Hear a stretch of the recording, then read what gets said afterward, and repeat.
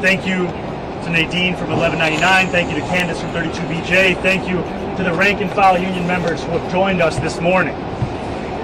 We are standing in front of Federal Plaza, the very site where New Yorkers are being stolen, whether from their families, their friends, or from the city that they call home. It is at this very site that we understand the cost of this news, that former Governor Cuomo has been conspiring with President Trump about the fate of this city, about the future of this city, about the facts of this race. It is knowledge that is a betrayal of everything that we stand for as New Yorkers. It is knowledge that disappoints us, and yet it does not surprise us, because it builds on a history that we have seen with this former governor. A history of trying to hide that which he knows is offensive to the values of this city from the people of this city. We see that with this call itself. Something that took place many weeks ago, and yet it took the New York Times to share this with New Yorkers.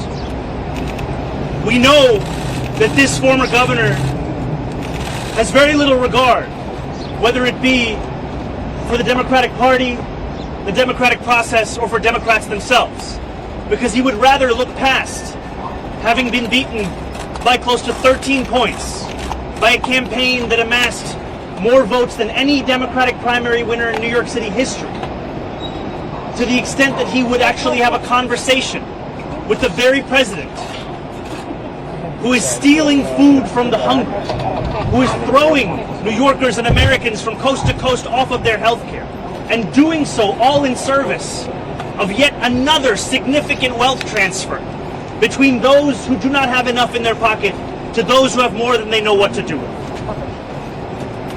We know that Andrew Cuomo will sell working people out for his interests, for the interests of the billionaires that supported him, for the interests of Donald Trump, because all of those interests are lining up as one and the same. It is time for us to say enough. It is time for us to make clear that what this city deserves is a mayor who, when he sees Donald Trump attacking the people of this city, will stand up and fight back against that vision. Will not get on the phone with the architect of that vision to speak about a race that we already know should be a referendum on how to make the most expensive city in the United States of America affordable, not a question of how we can install yet another ambassador for Washington, D.C. in City Hall. I am surrounded by New Yorkers for whom this cost is lived every single day, for whom this question and this decision to get on the phone with Donald Trump has a significant and tangible impact on their lives and the lives of those that they serve.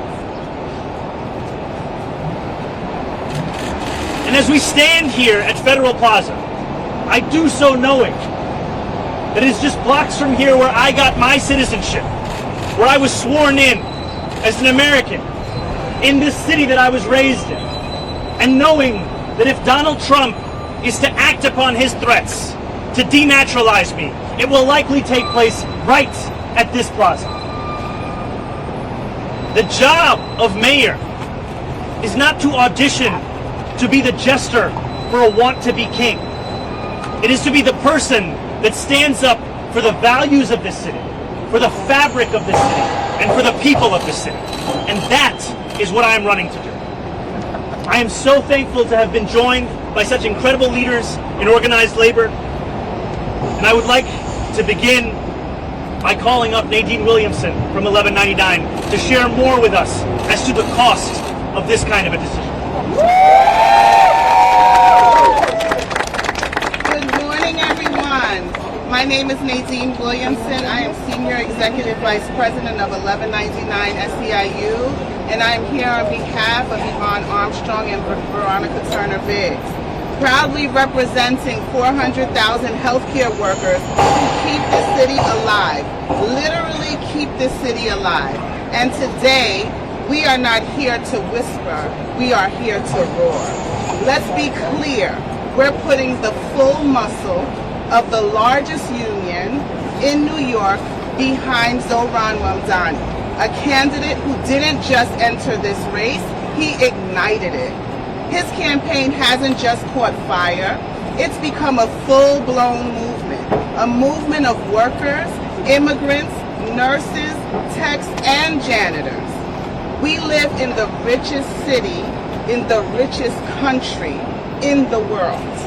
Yet somehow folks are still skipping meals, drowning in rent, and being sent home from overcrowded ERs.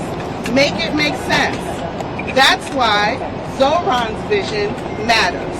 It's bold, it's urgent, and it's unapologetic. He's not here to patch up the status quo. He's here to replace it. And we appreciate that. And guess what? The people in power are nervous. How do we know? Because Donald Trump and his right-wing sidekicks are poking their noses into New York politics. Trump should stay out of this town. He should not try to meddle in New York City politics. Meanwhile, his party just yanked $1 trillion from Medicaid to line the pockets of the rich. That's not policy, that's robbery. And now our hospitals are understaffed, our members are watching their colleagues disappear in deportation raids, and our communities are living in fear, in constant fear. Let's call it what it is, cruelty. Cruelty in a suit and in a tie. Anyone standing with that agenda or staying silent while it happens is complicit. New York is a union town. That's why us at 1199 and my brothers and sisters at 32BJ are here. We're a town that knows how to fight, organize, and win. And when we elect Zohran Mamdani as our next mayor, we won't be flipping a seat, we'll be flipping the script. Away from billionaires, away from everything that they're doing now. And we're gonna focus on who built this city and who kept it running every day. Let's make history, let's make noise. Thank you all and have a good day.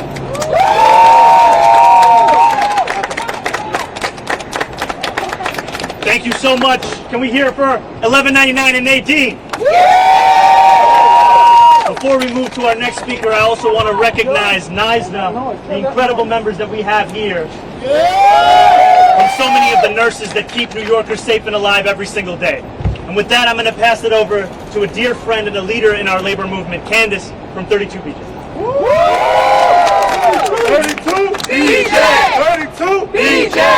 32BJ! Good afternoon, everyone. I'm Candace Tall, Executive Vice President and Political Director of 32BJ. 32BJ! We are the labor union that represents 90,000 building service workers in New York and 185,000 along the East Coast. That includes security officers who guard our lobbies, cleaners, door people, supers, school custodians, airport workers. Workers who are on the front lines of the affordability crisis facing our city. We're here today because this moment is unique. Our city is under attack by a federal administration and Donald Trump that is unqualified to know what New York City needs. They don't know what's best for our city. A federal administration that gives tax breaks to billionaires, that cuts our healthcare funding, attacks our retirement, rescinds funding for our institutions, and is trying to strip 32BJ workers of the right to exist in this country. An administration that wants to roll back our country's hard-fought-for worker rights protections. Trump is undermining our nation's democracy. We won't let that happen here in New York City. We have sued this administration and have continued to take to the streets to advance a politics that puts actual families and working people first. We know Trump doesn't give a damn about working people or people of color in New York City. For decades, 32BJ has fought for the city that families can afford. Zohran Mamdani has united and inspired New Yorkers around a positive, optimistic vision for a truly affordable New York City. He is ready and equipped to fight for a city and has made clear that he is ready to stand up against Donald Trump. We thank Zohran for all of his efforts. We support him 100%. And we thank you for convening this effort to show that New York City is not for sale. And we are united against Trump's administration. And we know when we fight, we win! When we fight, we win! When we fight, we win! And now we're going to turn it over to the guy that's going to win because he's a fighter. Okay, we're going to take on-topic questions, so we'll start with Nick Pandas. Okay, I've got a two-parter here. What do you think Trump would actually do in this race that would help Andrew Cuomo or another candidate that hasn't necessarily made up his mind? Like, and is he where only 30% of people voted for? What could he possibly do? And secondarily, if he were to call you, would you take the call? I don't know if he, and has he called you? Donald Trump has not called. I've said that my approach to Washington will not be a reflexive one. It is one that will be in opposition to Donald Trump's administration when it comes for New Yorkers, when it comes at the expense of the welfare of the people that I'm seeking to serve. If the president and the administration is looking to work for the benefit of New Yorkers, which is what he spent so much of his campaign speaking about, that is a different conversation. If he wants to actually act upon the cheaper groceries that he told us he would deliver, that is a different conversation. But what threatens the president so much about my campaign, our movement, is the fact that it showcases the way in which he's betrayed the very people that we are seeking to serve. He ran a campaign about affordability. He ran a campaign about cost of living. And those same New Yorkers, those same Americans, do not find the necessities of their life any more in reach than they were before the presidential election. And our commitment, it is in contrast to his because it's sincere. It's one that we will actually deliver. If he called, would you pick up and talk with him? I assume you might share the message, but would it be an obvious, I'll have a conversation with him? I will tell Donald Trump the same thing I'm telling you right now. That's what marks me different than Andrew Cuomo. Whatever I say on a sidewalk, I say in a press conference, I say in a boardroom. It's the same agenda, it's fighting for the same people, and I will make that case to everyone. What I will not do, however, is pick up the phone to call Donald Trump to ask how we could work together to defeat the will of Democrats across the city. That's what Andrew Cuomo is. Zohran, Gloria over here. What would you say to Andrew Cuomo and his team who say that the president would cut through you like a hot butter knife? You said this during the debate. Or more specifically, that he's the one that has the experience and that your election would ultimately hurt Democrats across the nation. How would you respond to that criticism and their comments that they're apparently the only ones who can stand up against Trump? My administration would be Donald Trump's worst nightmare. And you don't need to take me at my word or take Andrew Cuomo at his. You need to only look at the actions of the Trump administration since I won the Democratic primary. How else can you describe a president who has proposed denaturalizing the Democratic nominee of New York City? How else can you describe a president who has sought to entertain suggestions of deporting me, of arresting me, of taking control of the city over the will of New Yorkers? Those are the actions of a president who is afraid of the fact that I will actually deliver in a manner where he is simply betrayed. That is what we have to look at to understand that our campaign represents our city's best chance at not only fighting back against authoritarianism, but understanding that democracy is also under attack from within. We need only look at the example of the greatest mayor in New York City history, Fiorello LaGuardia, who said, "One cannot preach the virtues of self-governance and liberty to a starving people. In order for us to defeat this authoritarian movement, we also have to showcase the ability for our democracy, our city government, to meet the needs of a population of whom 1 in 4 are in poverty in the wealthiest city in the wealthiest country in the history of the world." Yeah, Bloomer. Laura. Hi, sorry. Just to piggyback off Gloria's question, what do you say to people who maybe don't have a candidate in the race yet, who are nevertheless worried about the fact that you uniquely might make New York City more of a target for the Trump administration than it already is, and sort of inadvertently draw more attention and more attacks, more harassment, more defunding threats, etc. What's your response to that, and how will you back that up?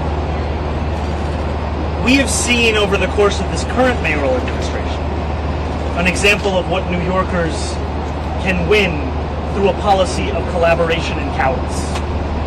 And the examples we've seen are the stealing of more than $80 million from the city's bank account, are threats and realities of lawsuits against this city, and the passage of legislation that will throw more than 1 million New Yorkers by last estimate off of their health care, that will steal food from hungry New Yorkers across the 5 boroughs, that will seek to make an example of that which makes so many of us proud to be New Yorkers.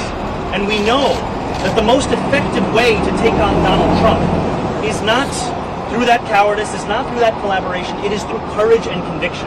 We can see that in examples across the country and across the world.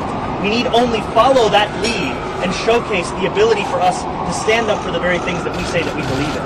And that's what our campaign will show. Josie? Hey, how are you? I'm wondering if you think, we saw Mayor Adams' seemingly his operating team as he cozied up to Trump. I'm wondering if you think this is good news for your campaign, that seemingly there's potential for collaboration with Cuomo as well. Down in front. I have thought of this much more through the context of what this means for our city, frankly, and what this means for our chances. We have been confident ever since we won a Democratic primary by close to 13 points, after having been outspent by so many of the very billionaires that supported Donald Trump's return to the White House, all to advance Andrew Cuomo's mayoral campaign.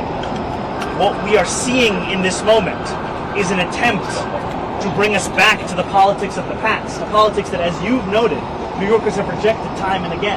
New Yorkers do not want a mayor who is working in tandem with the president to subvert the will of the people of this city. We are talking about a president who has not just had that conversation with Andrew Cuomo, but one who is being briefed regularly with polling of this race, and who is asking congresspeople as to what they think would be the best way to defeat our campaign. All of it comes back from the understanding that for Donald Trump, the victory that we would deliver for working class New Yorkers is one that threatens the very basis of so much of his politics. It is a politics of insincerity. It is a politics that we know not to trust, and yet it is a politics that preys upon the despair of so many across this country who are struggling to make ends meet. We'll go to Ethan. I think when it comes to, like, when you actually get into office, how do you see yourself approaching dealing with Donald Trump? You know, you've had a lot of conversations with people and trying to win them over and bring them into your coalition. Would you try the same approach with him, or something more adversarial? I would make the same case that I make to each and every New Yorker. It is a case where if we can agree on who we're fighting for and what we'll deliver, I'm willing to work with anyone. You know, yesterday I was with Assemblymember Khalil Anderson in the Rockaways, and we were touring small businesses. And a woman came up to me and she said, "I'm a Republican. Will you speak to me as well?" I said, "Absolutely. This is a campaign for each and every New Yorker." She asked me, "What are you here for?" I said, "I'm here to share our plan to cut fines and fees for small businesses by 50%, to speak about investing tens of millions of dollars into the best teams that are supposed to assist businesses as they navigate through a bureaucracy, and yet only 3% of businesses utilize those services." And I spoke to her about the fact that city government's responsibility is to make life easier for New Yorkers. We do not ask who those New Yorkers vote for. We do not ask what party they belong to. We do not even ask if they vote at all. They are New Yorkers. And that is the responsibility that I will hold as a mayor, is to represent each and every one of them. Yeah, Henry? Hi, Zohran. How you doing? With this news, do you need to say to Leader Jeffries, Leader Schumer, Governor Hochul, time to get off the sideline and support me, and to put a button on something, because staff for Governor Hochul and President Trump himself denied this report that they spoke about this campaign? Do you believe both those men are lying? I believe the New York Times over President Trump and Andrew Cuomo. And we've seen as of this morning that they stand by their reporting. I've appreciated the conversations that I've had, fruitful and productive ones, with Leader Jeffries, with Senator Schumer, with Governor Hochul. And I look forward to the partnership that we will continue to build for the benefit of people across the city and across the state. And to New Yorkers, what I will say is that We know the choices in front of us in this moment. Donald Trump functionally has 3 candidates in this race. One that he is directly conspiring with, another that he has bailed out of legal trouble and functionally controls, and the third, who is quite literally a member of the Republican Party. I am the Democratic nominee, thanks to the support of New Yorkers across these 5 boroughs, with the most votes of any Democratic primary nominee in the history of Democratic primaries in this city. And I take with that a confidence of how we will make our case and a belief in the values of this party, that they can finally deliver for the people of the city if we are willing to actually fight for them, not in the manner of Andrew Cuomo, who's willing to betray them all in service of his own ambition. All right, we'll take one more. Yeah, right over here. Hi, I'm Kayla Epstein with the BBC. We're out here outside 26 Federal Plaza. We've seen multiple detentions inside the city. Criticize that just now. I wondered, as mayor, if there are actions and policies specifically you believe you can take to change what's happening there now to address this policy that you criticize.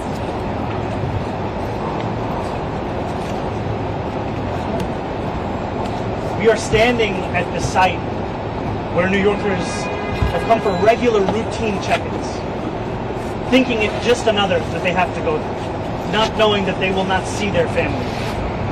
New Yorkers who have been dragged, disappeared, and detained hundreds of miles away from the city that they call home. And there is a responsibility that we hold as leaders to make it clear that this is an attack on the entire fabric of this city, and also a political and technical responsibility to do all that which is in our power to stand up for those safeguards.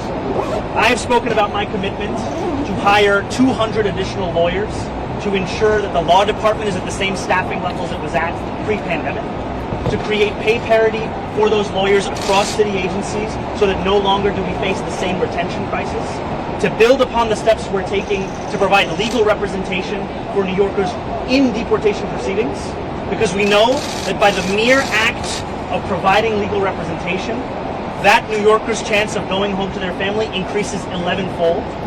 And by my defense, a defense that I will stand by, of our sanctuary city policies which have kept this city safe for decades, policies that have been defended by Republicans and Democrats alike, and yet the same policies which we are willing to sacrifice at the altar of Donald Trump, all in the name of giving away everything that we are proud of, in the hopes that this president does not look back at the city that he has made a focus of his administration, whether the first or the second.